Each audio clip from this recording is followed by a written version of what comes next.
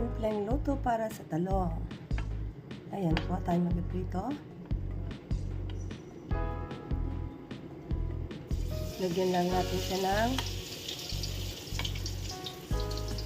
harina, itlog at may seasoning. Then fried natin siya.